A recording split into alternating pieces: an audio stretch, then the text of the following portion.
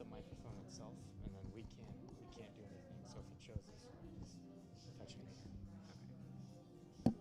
Okay, so all of them should turn their mics on, Um, and then you'll mute. yeah, but you don't have to do that right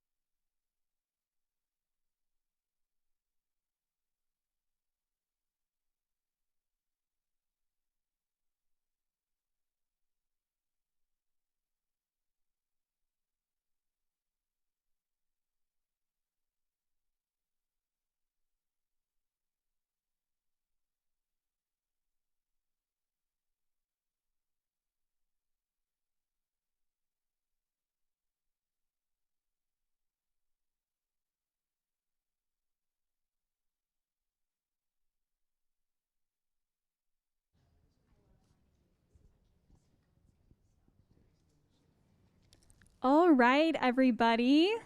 Thank you so much for coming, and I think we're going to go ahead and get started here today.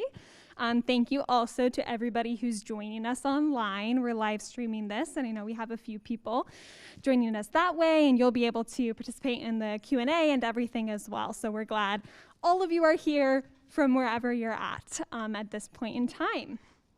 So welcome to the Writing and Media Center's final event in our 2021 to 2022 speaker series. And this event is titled Communicating with Empathy, Relationality, and Creativity in Contemporary Learning. So my name is Vivian Cook.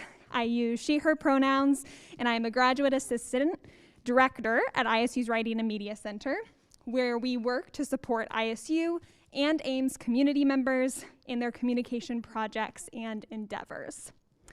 So before we begin, the Writing and Media Center would like to acknowledge that this event and our services are offered on the ancestral lands of the Bakoje, the Sauk, and the Meskwaki. We recognize our obligation to honor and respect this land and the indigenous peoples who did and continue to reside here. And we recognize that this obligation comes into play in our work as a communication center as we strive to respect and honor the many languages and forms of communication that are currently represented in our community, as well as the history of language and communication changes and inequities in our community. It is our responsibility as a Writing and Media Center to learn and apply strategies for linguistic justice in our services, and we're committing to this work. Investing in events such as the one we have all joined here today is one step in this direction, and we are so thankful to our speakers for joining us and sharing their research, teaching, artistry, and advocacy work with the ISU and AIMS communities, and to everyone listening on our live stream. We would also like to thank our wonderful co-sponsors for making this event possible: ISU's Office of Multicultural Student Affairs, the Campus Life Office of Diversity, Equity, and Inclusion, the College of Design, where we're all at here today, and the Department of World Languages and Cultures. So thank you so much for your generous support, and thank you to everyone who joined the event today as well. So after I introduce them, each of our panelists will provide a 10 to 15-minute introduction to their work, which explores language and communication justice through the lens of art, design, and creativity. And then we will open the floor for questions from all of you, so we can have a little discussion here afterwards. And then we'll have refreshments outside where we can continue to talk, hopefully in the sunlight. So without further ado, I am now going to introduce our first panelist and turn it over to him. I'm gonna pull up his slides quick.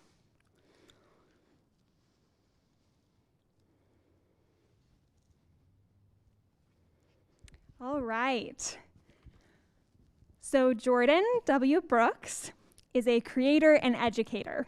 Over the past 15 years, Jordan has blended creative expression and inquiry with community-centered and student-centered interventions to identify community needs, barriers, and opportunities for inclusive excellence. Currently, Jordan serves as the Director of Equity, Inclusion, and Multicultural Student Success at Iowa State University College of Design. Jordan is the founder and owner of No Self. No Self is an identity, equity, and inclusion training company dedicated to the development, expression, and advancement of DEI work in professional, educational, and communal spaces. Lastly, Jordan is currently a doctoral student at Iowa State University in the Social and Cultural Studies of Education program. His research focuses on the impact of art consumption, creation, and curation on racial ethnic identity development in multiple contexts. So I'll turn it over to Jordan. Awesome, thank you. I appreciate that. Appreciate the introduction and appreciate the opportunity to be able to share space with you all and with my colleagues here as well. We can go ahead to well, actually, no, let's keep it there for a second. So what is a no self? Maybe that is a good place to start with and where it came from for me. And so when I think about the work that I'm doing around art, around identity, around language, it all really started with this process of how do I come to better understand and know who I am as a person. And this is maybe about 2015, 2016 or so. I was actually at work. I was working in residence life and housing, and I was meeting with some of my students, and just the reflections we were having around, like, Jordan, are you taking care of yourself, came up for me in our conversations. And I recognized that I wasn't really doing the thing that I was always working with and training them on, right, around how do they take care of themselves and do the work that they're doing. And so I went through this process to then create No Self, and I came to find that I believe if we're engaging in creative ways to acquire knowledge, develop wisdom, practice self-love, and engage in fellowship with each other, and if we're using art, using our expression, using our creative languages and things in that way, not only does it help us build up who we are as individuals, but it helps us in our community as well. It helps us be connected and interconnected to one another. And so that's why I thought it was important to do this, and that's like the path that I've been on. And since then, things have been growing and happening, right? Like my art, my school, my work were all separate. And then once I came to know self, I was finding these pathways to bring everything together. We can go to the next one. And so when I think about my own research and the work that I'm doing, and like I said, those connections between my role as a staff person in higher education, my role as an artist within the community, right, and as a graduate student, scholar to be, all those things, right. One of the places that's brought me to is creative reflection. And so a practice of mine, maybe 2019 or so, I was just like, what's going on with my life, right?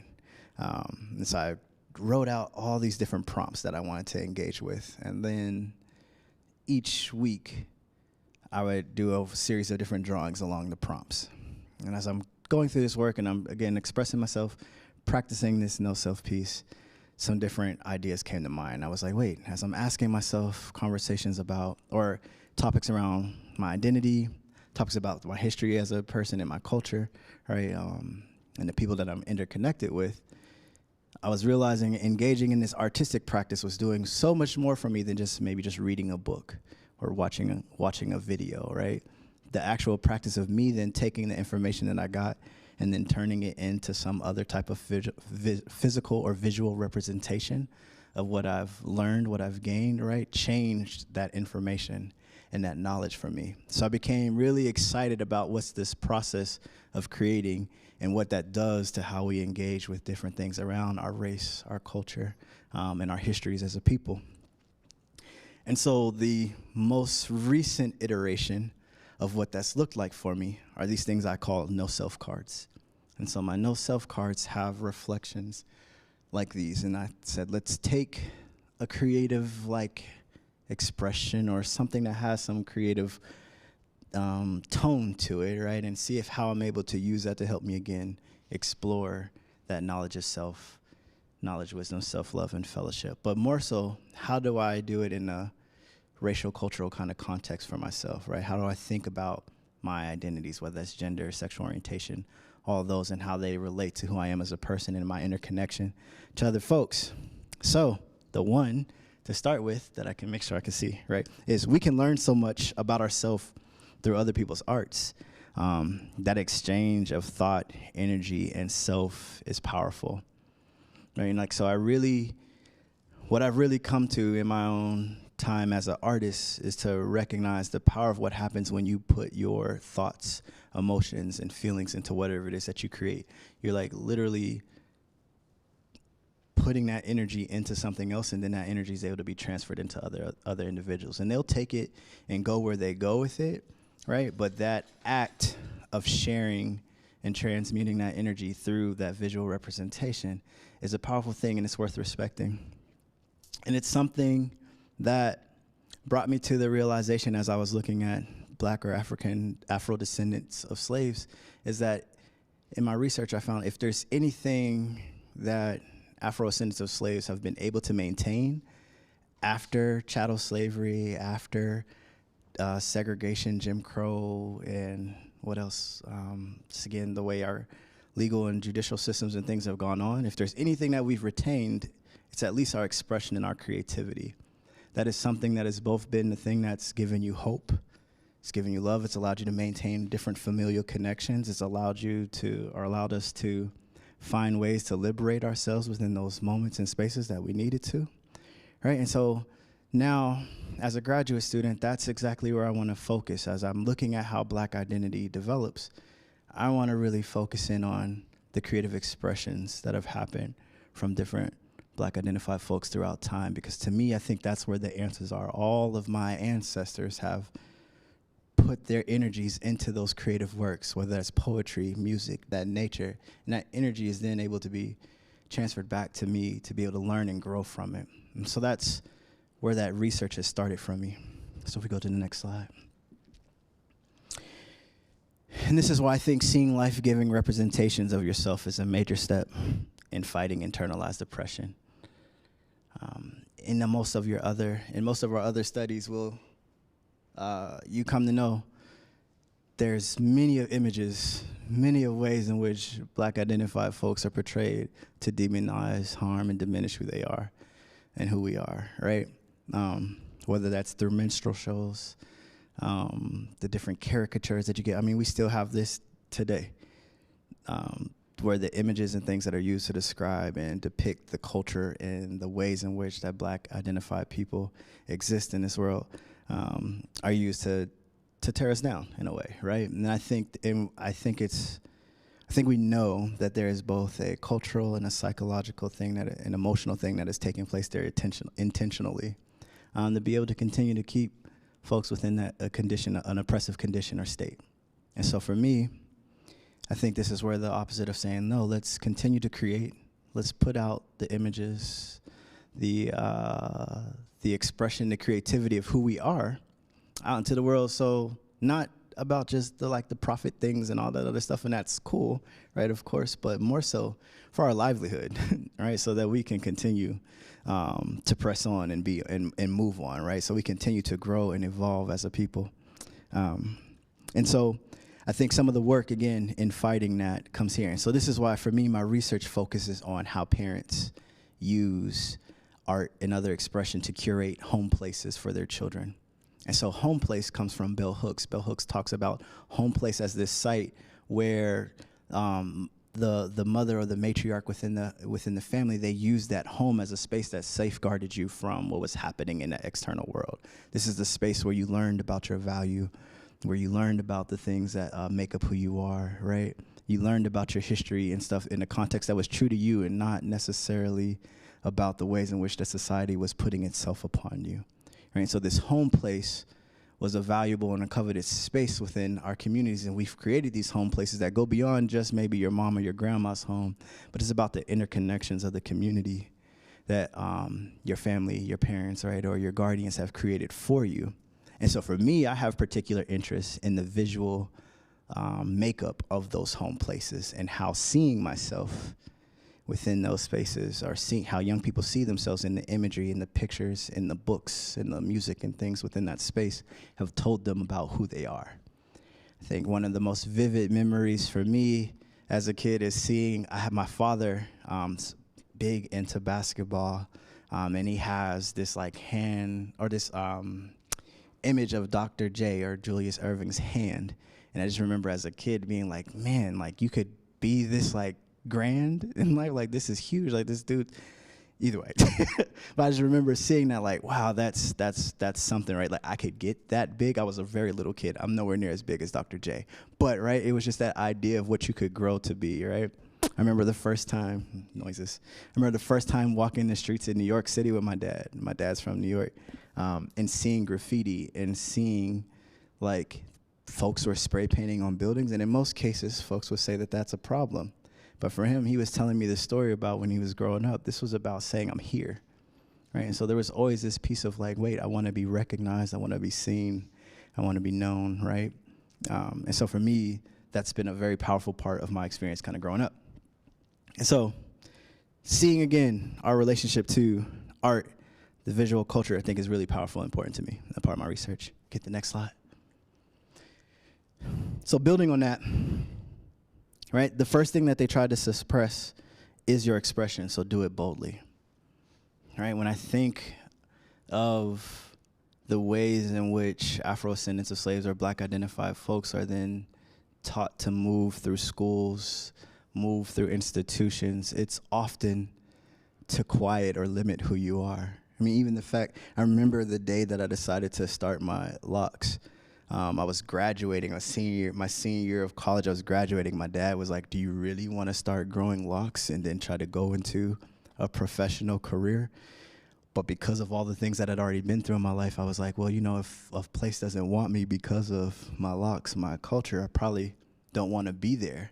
But there's something that I have to acknowledge of like the privilege or ability to say that and to be able to stand in that today is because of the work of my great-grandparents, my ancestors before them, and the battles they fought. My great-great-grandparents, my great-grandparents moving from Mississippi and getting out of their circumstances in that time and space, and then create a life for my grandparents, for my parents, for me to be able to act and move that way, right? Seeing family photos and recognizing and knowing that history and legacy, right, is a piece of what allows me to carry that forward. And so this is why I think, again, the paintings, the images, the pictures that we have in our homes are important. Because if I will have a young one day, and if they're asking me, or we're having these same conversations, right, it's going to be important for me to be able to show them that legacy, that history, and connecting it to them, for them, all right? And so I think you do it boldly in your music, in your art. That's why we see these things happen. Like the boldness in our art is what allows us to create moves. It's what allows us to, again, have these conversations. We see it in social media now, right? We're learning so much about different movements, different issues that are taking place in the world because people are creating and they're creating boldly and they have the access to just put it right out there and in front of you. So I think it's a powerful tool that we can have at our disposal. Let's hit the next one.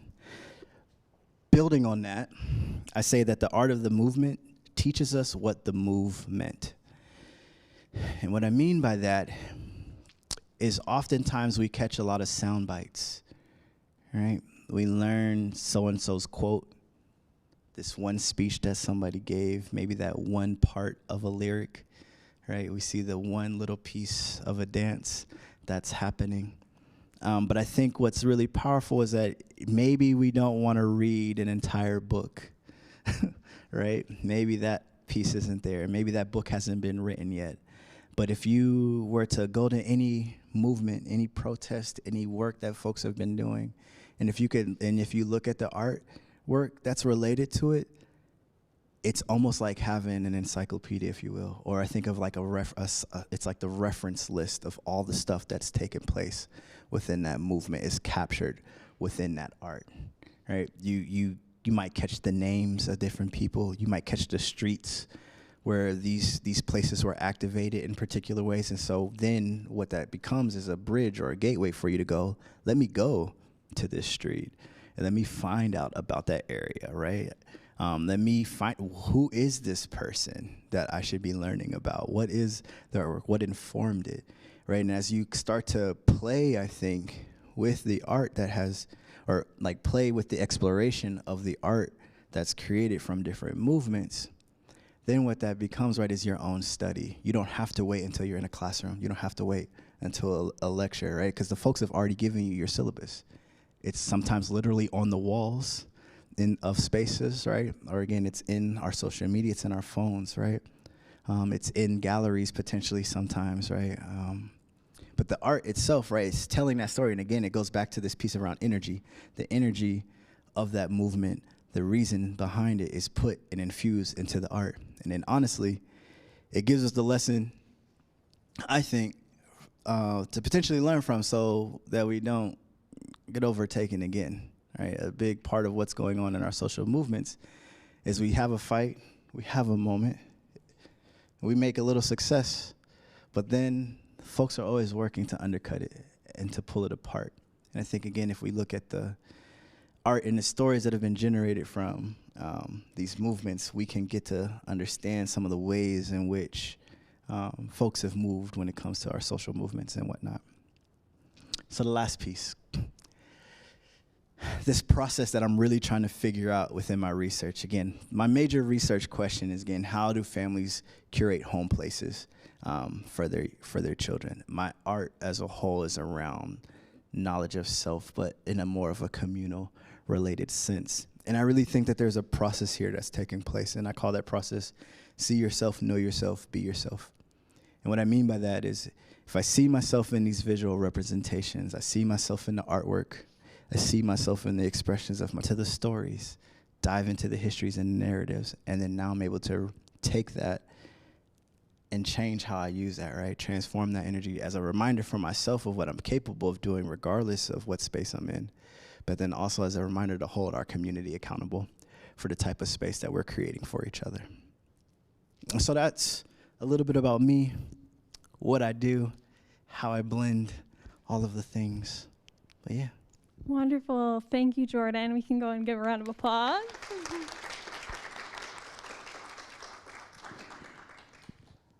All right. Gonna get our next speaker introduced. So next we have Dr. Mani Meena, who is a faculty of industrial design and electrical and computer engineering. He has industrial and academic experience.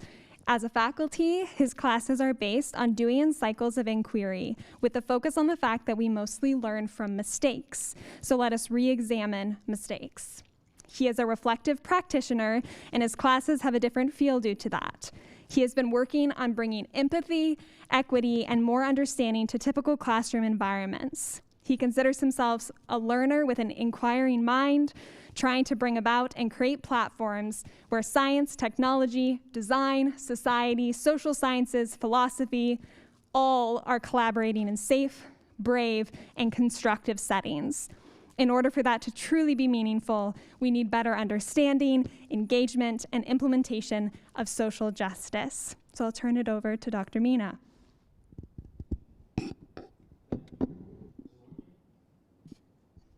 Is it? Yes. I'm sorry. I'm very attention deficit syndrome person, so I'm going to go to a very cyclical storytelling because that's who I am. And I want to start with you that I grew up in the country of Iran in a family that was marked. I grew up knowing that at any point my parents could be arrested. And we had ideas who we trust. There were all the people in the intelligentsia were my uncles and aunts because we depended on each other. 1978, I came to US. It was okay until I got to graduate school. And when I got to the graduate school, they asked me to teach a class. I still don't know what teaching is, but I try. And I never forget that because I went there and I said, hello, I am Mani Meena. Everybody took notes. Said I'm a graduate student in physics. They took notes. Then I realized by the third sentence, everything I say, they're taking notes. So I said, everybody look at me, put your pens and pencils down. Please do not write everything I say. And there was a Mr. Lamb sitting at the end of the class. He said, why? That's what we do in our classes. I said, maybe. But in my background, if you write everything I say, I end up in jail. Because that's what happened to my aunts and uncles. They were authors, right? So the story comes here that I went through schooling. And if I found a teacher who I liked, I took every class that teacher taught, regardless of the subject. And after I was done with them, I would follow them. Whoever they had coffee with, I would find about them and I would take those classes. So I was always in classes, and I did about maybe 8, 9 minors, but I couldn't declare them because your advisor, if he is a good person like Derek Percy was, said, you're wasting your time, I'm not signing up for you. So I would audit with an agreement with the professor. And I met amazing people. Then I thought about it. You know, I'm also a martial artist, and I've gone to many artists, many actors, because my family was full of it, many painters, poets, and I always ask them the same question. How did you become so good? And they all answered the same way. In one way or the other, they said, well, I made so many mistakes. So the pathway to know and the pathway to grow is mistakes. Which means then we are doing university wrong. And those of you who are in my classes know what I mean. If you learn by mistakes, we should celebrate your mistakes. Right? You should share your mistakes with us. You should tell us, how did you find that was a mistake and what did you learn from it? But that's not how academia is.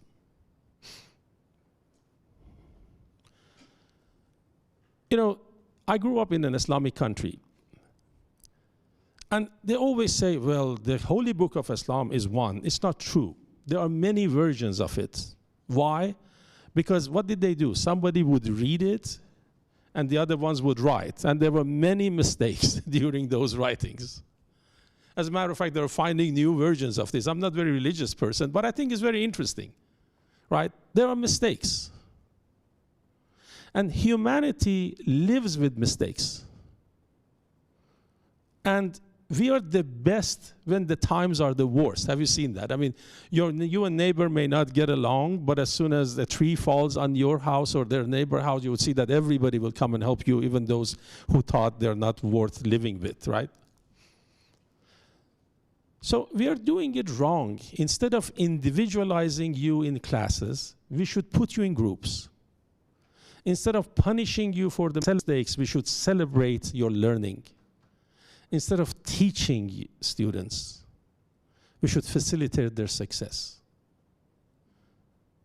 The fact that we think I go to the board, I give a lecture, the students do the problem, and they know it is a false. How many times did I have to learn? I'm still learning more about how to be a father. I'm still learning more about how to be a husband and friend, right? So there's no end to this. We close these cycles with a grade. So I am a reflective practitioner. When you write things, when you put equations, for me it is not that you know equations, for me it's the way you think. And I have to celebrate your way of thinking, because that's what an educator is. John Dewey tells us that when your learning starts with a felt difficulty, there's something that bothers you. You don't understand it. And you go through life during that time trying to locate and define it. What is it that I'm bothered? Have you ever, you're not happy during the day and you say, what something bothered me? What was it? And it comes to you. So you have to locate it. What is it? Define it. And where does it hurt? While you're doing it, you come up with possible solutions. And as a human being, every one of us, when you look at the solution, you have to bear the consequence. How many of us decided, I'm going to give up studying, it's too hard? The consequence is then you're 3 years into the program, what are you going to do? So you have to bear the consequence. And eventually in this cycle, you come up with a solution. What you forget is, as means in the next cycle, those are going to haunt you. The discomfort you have is the pathway to learn. Michael Gay has a beautiful write-up as a New Year, wish. He wishes people to make mistakes. I wish you will make such a big mistake that you make our future life better because of your mistakes, so we learn. Okay?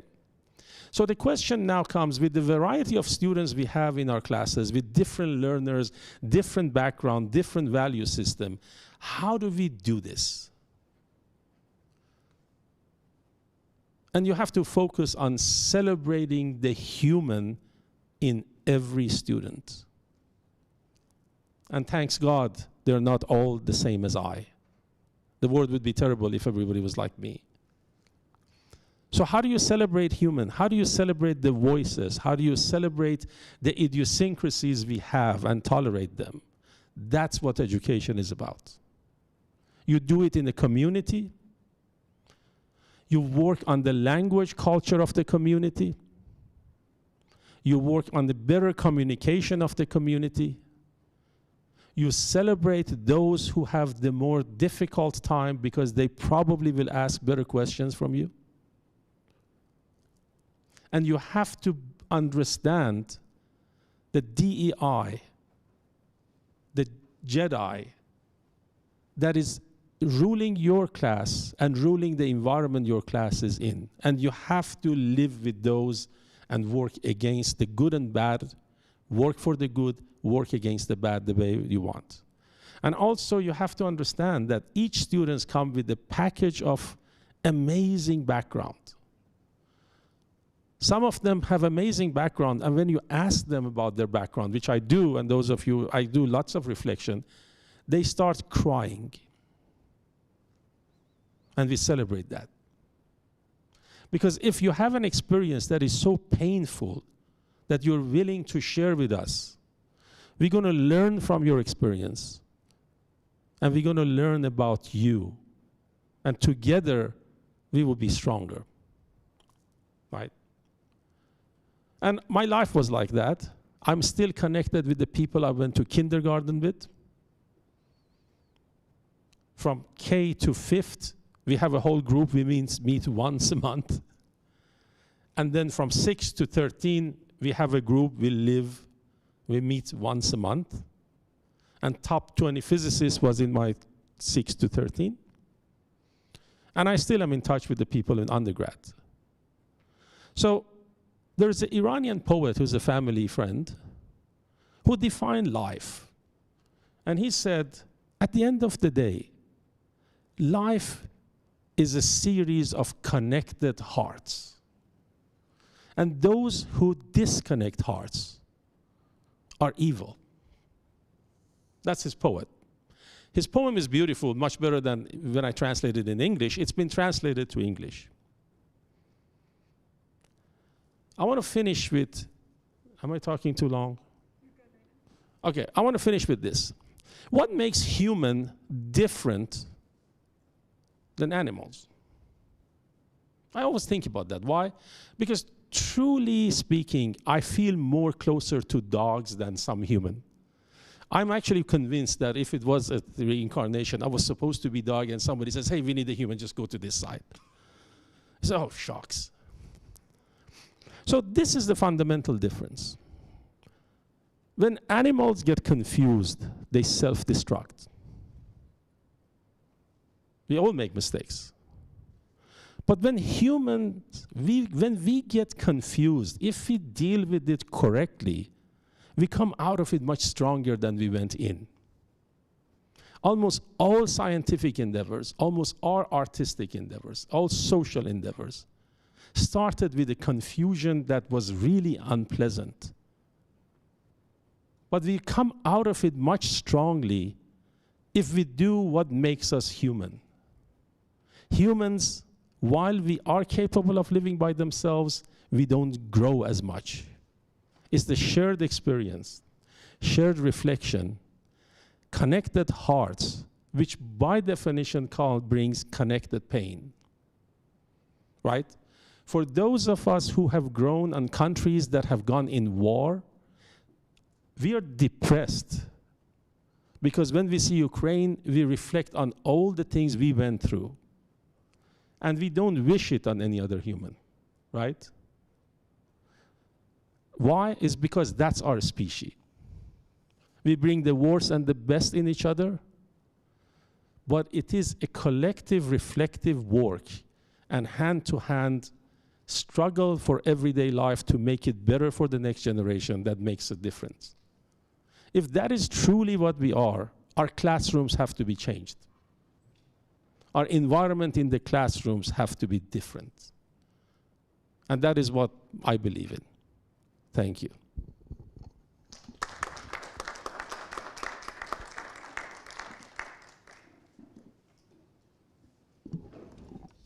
All right, thank you so much, and I'm excited for the Q&A that's coming soon to talk about all of your wonderful work and all of the ideas that you're sharing.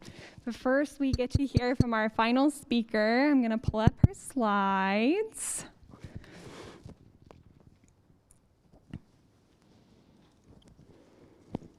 Wonderful. Okay, so last but definitely not least, I'm going to introduce Dr. Lucia M. Suarez, who is an associate professor of Spanish and Latinx studies. She is the director of the Latino-Latina Studies program and serves on the World Languages and Cultures Committee for Diversity, Equity, and Inclusion. She focuses on interactive learning that centers community outreach through internships and hands-on projects, such as the Voces of a Pandemic Oral History. Her research has taken her to Brazil, Cuba, the Dominican Republic, and Haiti, and her publications examine the role of traumatic memory on diaspora creatives and the work of such creatives engaging in memory and human rights advocacy. And I'll turn it over to Dr. Suarez. Thank you. Well, good afternoon, everybody. Thank you for being here. I want to first and foremost thank the Writing and Media Center for inviting me to be on this incredible panel with my colleagues. And I want to give a shout out to Vivian Cook, Graduate Assistant Director of the Writing and Media Center, because your work has made this happen. So thank you. All right. I think thanks are important. Gratitude is important. It's a place to start as we gather. And the next thing that I believe really strongly in is connective, transformative learning. Go to the next one. And I'll read for a second. It's my slides. I see teaching as part of a constructive practice of sharing and constant learning that is multi-pronged and always transformative. And I see learning through different lenses, and one of them is dance, the other one is literacy, the other one's literature, language. For me, it's all about being, how we are in the world, and belonging, how we belong in the spaces that we saunter into, occupy, live in, no? And that relates a lot to Bell Hooks' Home Place, and it relates a lot to the series of Connected Hearts. So as I was listening to my colleagues, I was thinking, we are sharing something here that's important. I will, in the following 10 minutes, give you some talking points, some points that hopefully allow us to speak more, to think more, engage other questions. I will introduce myself. First, I am a Cuban immigrant, so that the way that I teach, the way that I learn is shaped by where I grew up, by my parents, by my siblings, by my life experience. So as an immigrant, my parents left Cuba at a revolutionary point, and so they identify as exiles, and we moved to a town called West New York, right outside of New York City, but that was an immigrant community. And so my experience of life is in a place of migration, movement, traumatic memory, trying to figure things out. What happened in my parents' life? What is happening? How am I growing up differently? And these relationships that get connected, these relationships get shaped, right? So we moved into an immigrant community, and the immigrants there were mostly Italian, German, some Irish. It was a migration after the Second World War. My parents were migration. That area has often been called the Havana on the Hudson, because there was this huge Cuban migration that came. Now, most recently, there have been Pakistani, Ecuadorian, Colombian, Guatemalan. So this year I participated in and it's called the Hispanic Day Parade there. The parade was just all these amazing colors and costumes and music and dances of the community on the ground. So it was mostly, we had some Puerto Ricans, some Cubans, but it was mostly really Central America. And it was fascinating to think about why these communities are here, how these communities connect, right? And so when I teach in my class, when I do research, and that's my next slide, my research has all been about trying to figure out and trying to connect my communities, my neighbors, the friendships, who is my friend, and how do I understand their family, right? And that's what I always try to bring into the classroom when I teach. So when I teach, when I'm in the classroom, and I'm gonna try to really give you just some points, because the important part is also listening to my students. Also hearing other people's stories, because we each have really important and deep, sensitivizing, if I could use that word or make it up, stories that are important that we share. So in my own life and research, I write books. I'm a bookworm. I like to be in a corner, read.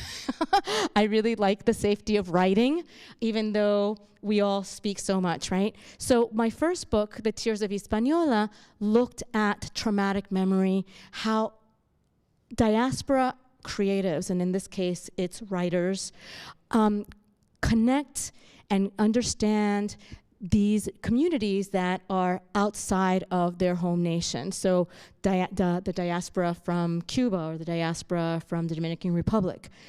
In my second book, it was a collection with my dear colleague and friend, anthropologist Ruth Behar, The Portable Island, Cubans at Home in the World. It was exploring a little bit more and connecting even more, right? Who else is a Cuban out there? Are you Cuban? Are you Cuban? Are you Cuban American?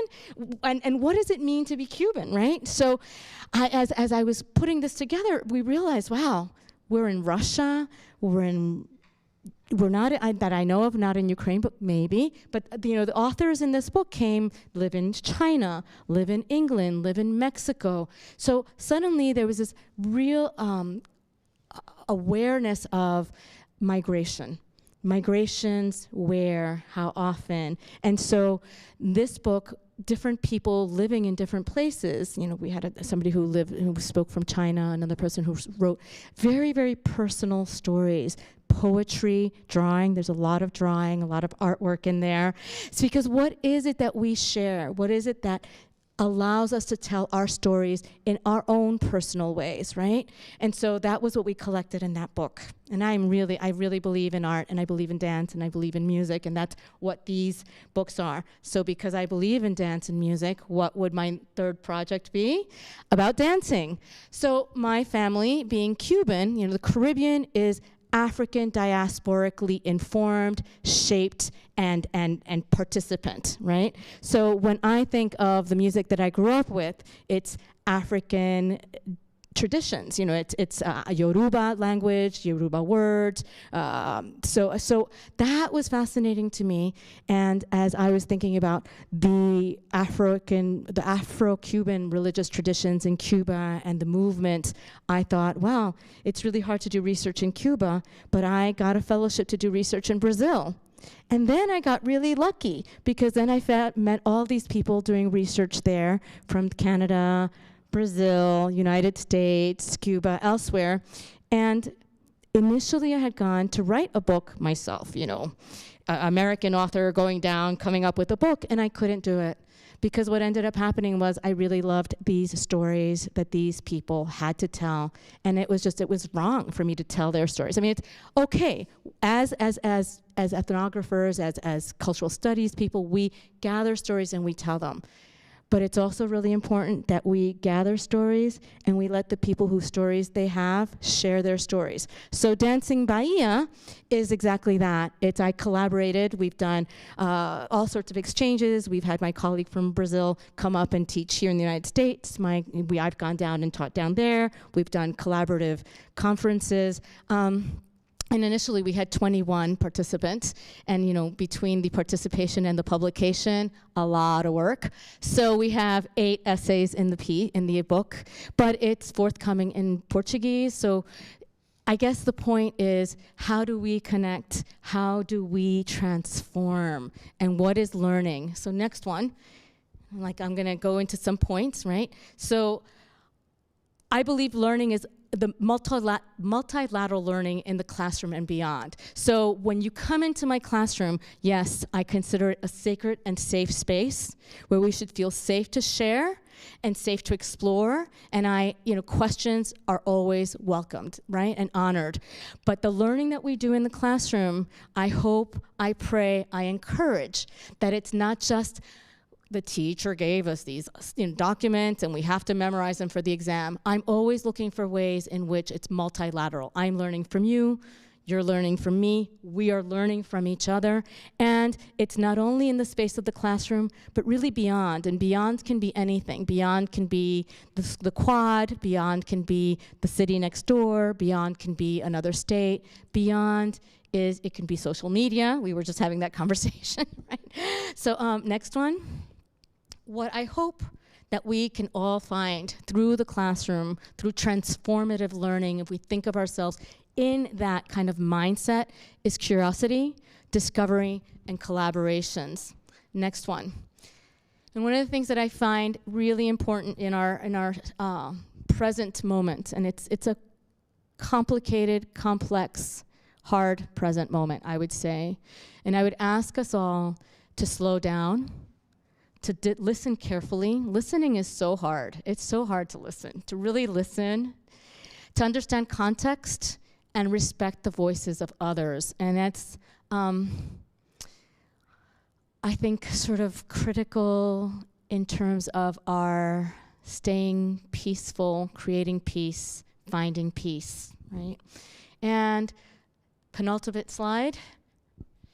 I wanted to share an example of seeking out ways to be more interactive in the classroom.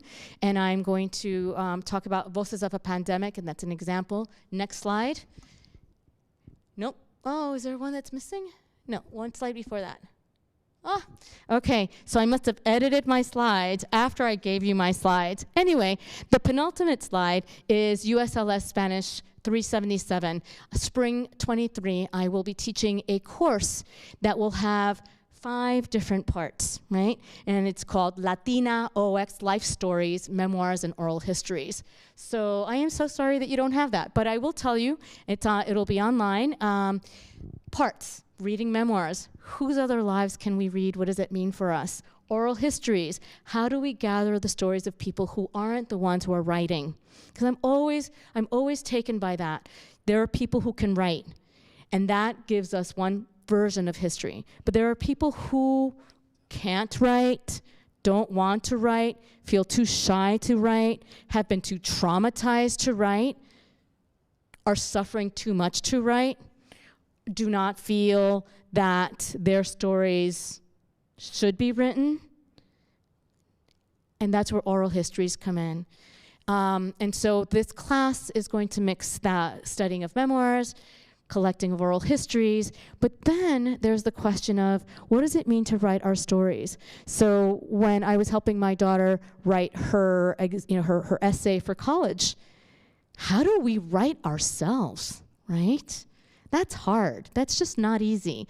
And so another part of this class is we're going to go out into Marshalltown, and we're going to work with a group, Mujeres, and we're going to think about how we teach younger students how to write their lives into hopefully a space of opening, which is the university, right? So I'm going to stop there. I hope I've given you enough talking points to pique questions and conversation, because that's what the point is, how we dialogue and how we connect and how we reach out to each other. And last slide, which was there already. Thank you.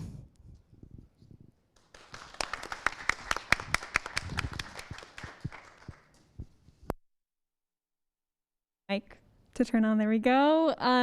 Thank you so much to all 3 of y'all for your wonderful introductions to your work. We have a few minutes here for Q&A if you have any questions to follow up, and we can have a discussion for a few minutes while some members of our team are setting up some refreshments outside, and then we can go continue the conversation out there. But to get us started, if you have a question and you're here in the audience, just go ahead and raise your hand. I have been given this catchbox mic that I am supposed to toss gently to you. So I can do that if you're in the room.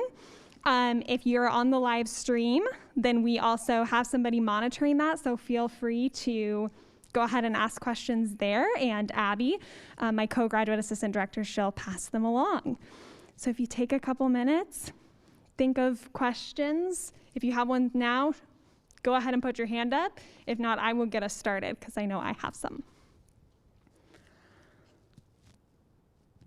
Okay, great. I'll give y'all a second to think. And I'm going to go ahead and toss one y'all's way. I have a question specifically to kind of the work that we are doing at the Writing and Media Center. So what advice might y'all give to staff at the WMC or anyone who's in a student support role, who's working with to help students navigate the tension between finding their own language and communication processes, identities and voices in the classroom and beyond, while also maybe feeling like they have to adhere to sometimes harmful or restrictive expectations that come along. I think Dr. Mina was talking about this, kind of the expectations that come along with academic and work environments. So do you have thoughts on that? And I'm asking specifically from a student support role, but I think a lot of us are in, a lot of students and professors are navigating those tensions.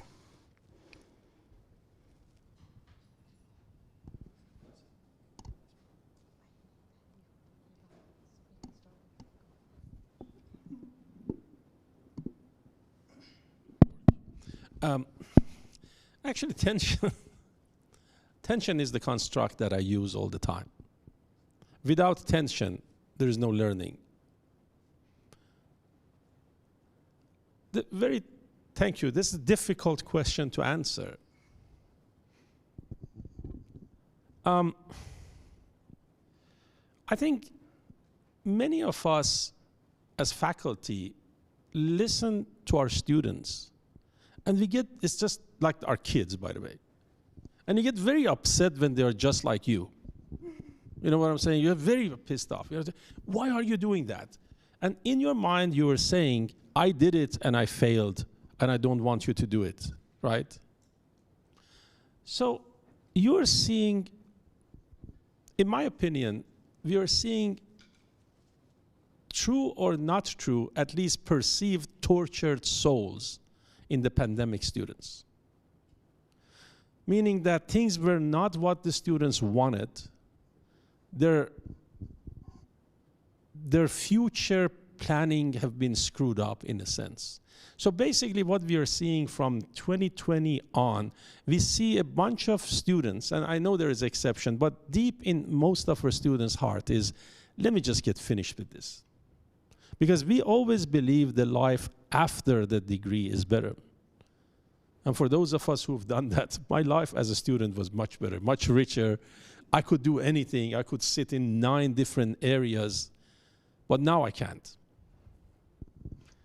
I'm not sure if I'm answering your question, but what my recommendation is to you, everybody, is we need to listen and do not judge.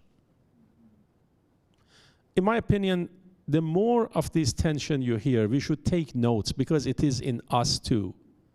And maybe the person who's telling us all these things will solve our problem. But we have to listen and we have to encourage them to be honest to themselves. Right? The student that has the most difficult time in our class deserves a big thank you and a hug. Because that student is going to really change you for better if you know how to handle it. And maybe that's the message to the people. I don't know if I answered your question. I have an attention deficit syndrome and dyslexia of mine. So, and that's just true. Thank you. I would like to add to that. I think I've been teaching for 20 years. So for many of you, that's like your entire life, I know. And I can tell you that learning and teaching has changed rather dramatically, okay? I can also say that in the last few years, there's been a sense of isolation and alienation that has certainly been exacerbated or peaked by COVID and our being home. But it's been building up for a long time with social media, because while on the one hand social media allows us to access many things fast and easy, it also unfortunately gives us information that perhaps we don't really want to have or shouldn't have at night, alone, in isolation, in our rooms, comparing ourselves to other people. Ugh.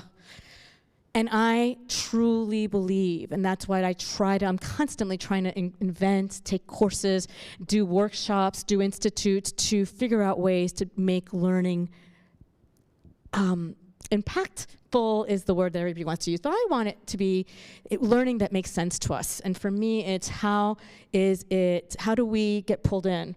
How do we paint? How do we sing? How do we dance? How do we go to see a theater performance in lieu of the class that we were supposed to have? How do we teach? How do we tutor?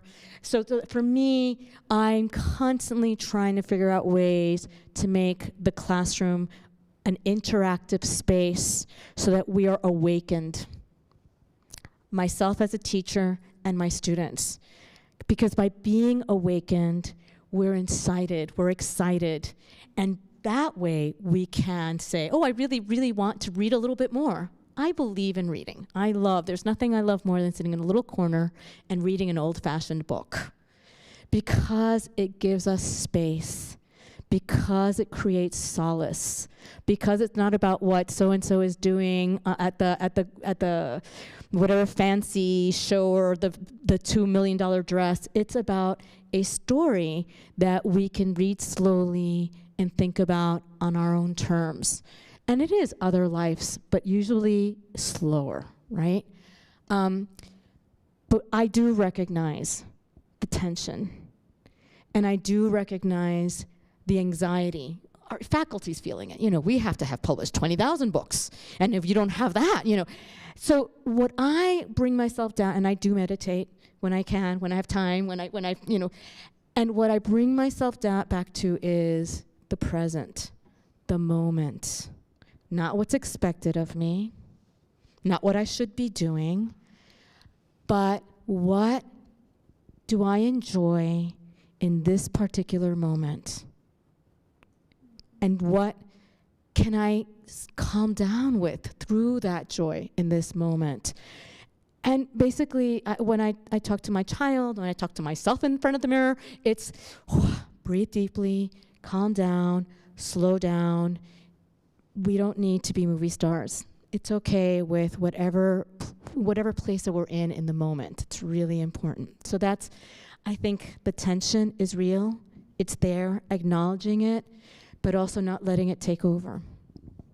And there are many ways to do that, I'm a firm believer of therapists. So, just to say that there is no shame in finding the help that we need, the time that we need it. And that's really important also. Only quick thing, I agree with everything shared, and maybe the two things I would offer.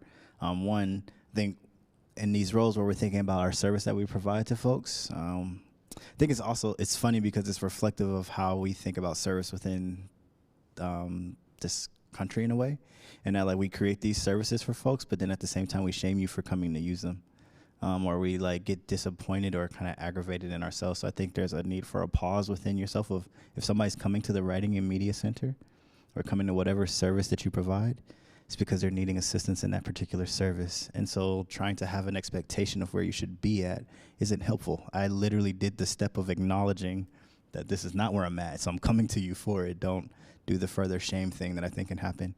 And then in the other part of it of being in the space of trying to work on those different voices and things, I think a part of the work is also then, what are you reading? What are you listening to? Am I engaging with different voices, the different ways that other folks are telling stories and things, so that now I'm familiarizing myself potentially with the way in which a student will come into my space. And so if each of our different offices, your space or any other place goes, can I familiarize myself potentially through books, sitting in my corner with that book, podcasts or places and things, and not the ones that are just about the person's trauma, right? The ones that are also about the person's life, joy, and happiness as well too. So we can hear those stories, right, in a way. I think that'll help train our eyes and our ears potentially to the ways folks communicate and are wanting to communicate in their classes. Yeah, great. Okay, I'm going to come toss this to you. That's half the reason why I have the question. Should I be an intermediary? Yeah, you got it? It's fun. Oh, yeah. Watching the camera watch you was funny.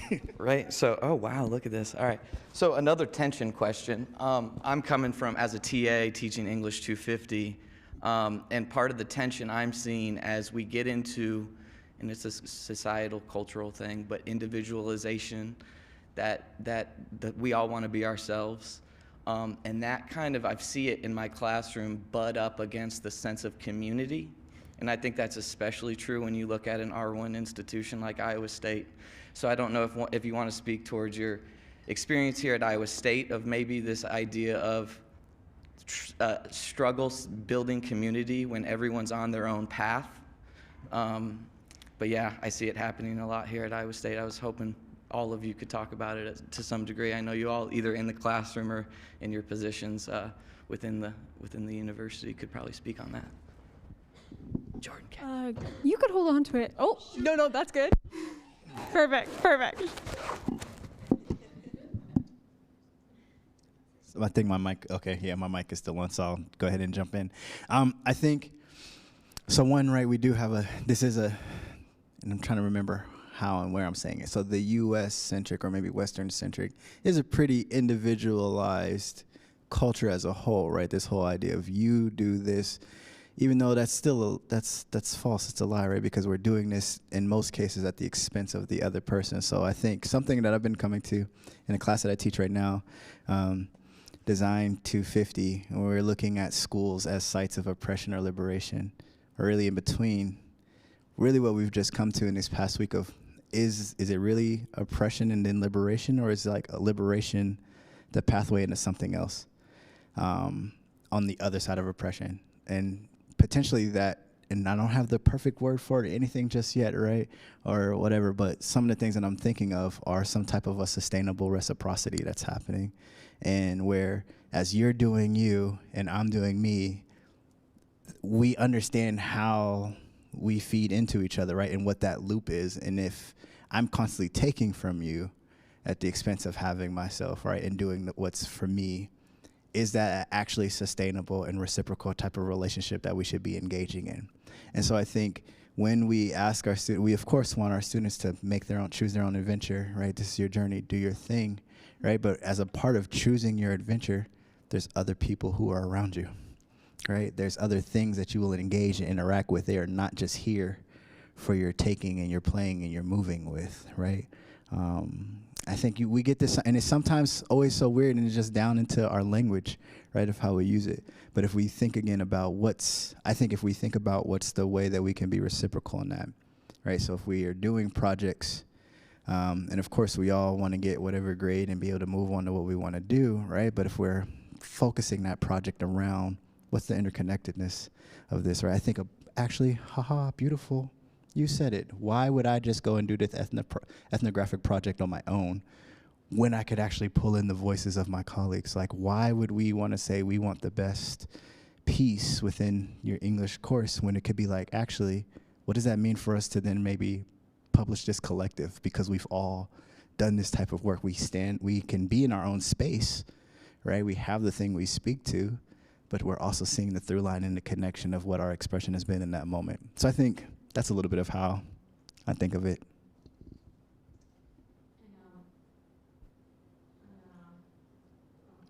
Just try it one more time. They might have. Is it on now? I can speak really loud. How about now? Hello? It says RF mute on. Oh. Yes. So you have a mute. Okay. All right. Now it's on? I could still speak really loud anyway. Thank you for your question. It's an important one. And how long have you been teaching this class? 250 for like 2.5 years. I was going to ask if you've seen a change or a difference in the course of these 3 years. Yeah.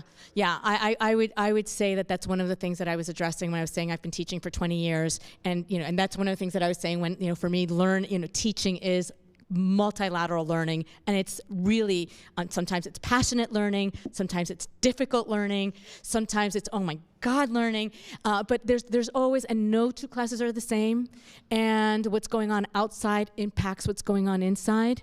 I would probably say that there's a lot of exhaustion. There's a lot of people. I today when I was walking over here, I was thinking, wow, I'm going to see real people and I'm not going to wear my mask. All of these things make a difference in how we connect. So yes, there is the part of there's individual society and all that, the large picture. But I would take it down like to the very simple, we've been in masks for 2 years. We've been in isolation. We haven't really been talking to each other. Zoom just doesn't really cut it quite the same. I mean, my eyes started, I would close my eyes and I would see 10 little squares from being on Zoom conferences for 8 hours, right? So I would say, thank you for thinking that, and ask your students. How could ask the students? Like that's the sort of multilateral or bilateral. Like, so what's going on, and how can we shift this energy? I think being humble. I'm always humbled. Teaching is so humbling, and sometimes it's awesome, and you're like, yay, and sometimes you're like, oh my God, he was sleeping and I didn't want to embarrass him and wake him up, but what do I do, right? So just try to, it's intense work. Teaching is really intense work in the classroom and the learning, and I think if our students come out with anything from this is that we are teachers because we love it. Can I, beautiful answers? I'm going to give you my crazy answer. I want you to really study what Bishop Desmond Tutu did with his Truth and Reconciliation meetings, right? Because that's what we need, truth and reconciliation.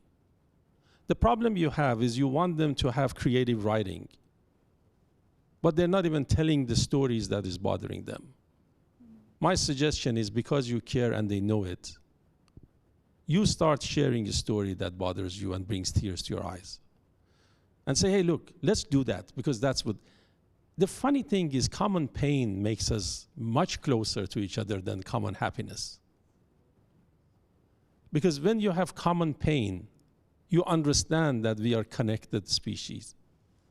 When we are happy, we know we can go back and now it's good, right? So my suggestion is, maybe the first thing is they have to reflect and connect their stories together.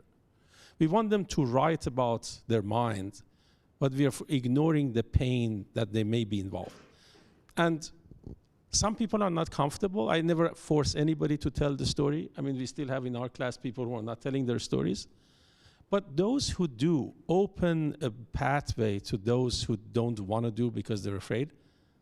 And I would share my stories if I were you with them, because it's kind, it's humility, and it's a community. The sense of community and sharing, however you can do it, small stories would be okay. That is what I would do, but I don't know your class and you know that better. Thank you.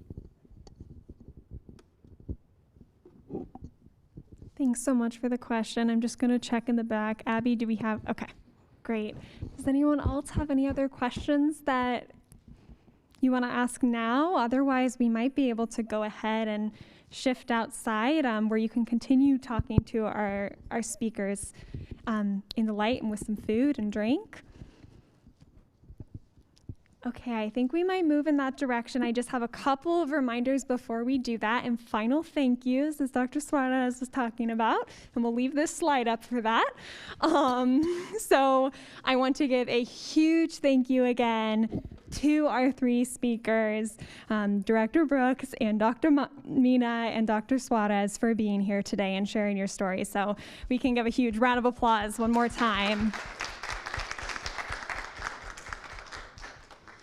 And also a huge thank you again to the Office of Multicultural Student Affairs, Campus Life Office of Diversity, Equity, and Inclusion, the College of Design, and Department of World Languages and Cultures. I want to thank the rest of the Writing and Media Center team, Casey, Alexa, Marie, Macy, Abby, Joseph, and Rachel. And we want to thank Roger and Lucas, whose expertise has made the technical elements and live stream for today possible. So before we head outside for refreshments and further discussion, just a couple reminders about the WMC's services. I will send a follow-up email to everyone who registered for the event on our website with some of the resources mentioned today about the speaker's work, as well as some save the dates for upcoming events. Also, the speakers curated a pretty wonderful playlist that was playing when y'all walked in. And if you're on that email list, then I'll make sure to share that with you if you're interested. And if you didn't register beforehand, you didn't need to, but you can come give me your email if you'd like me to have it. And our services at the Writing and Media Center are open to all ISU and Ames community members, so please visit our website, come visit our offices. We have some information about upcoming events outside on your way out. And we also have a QR code and some links to take just a quick survey to give us feedback for the event today. It's just a couple questions, and we'd love to hear your thoughts on how your experience today was. So thank you again to our panelists, co-sponsors, and all of you for attending, and have a wonderful rest of your week, and I hope to see you outside in a few minutes.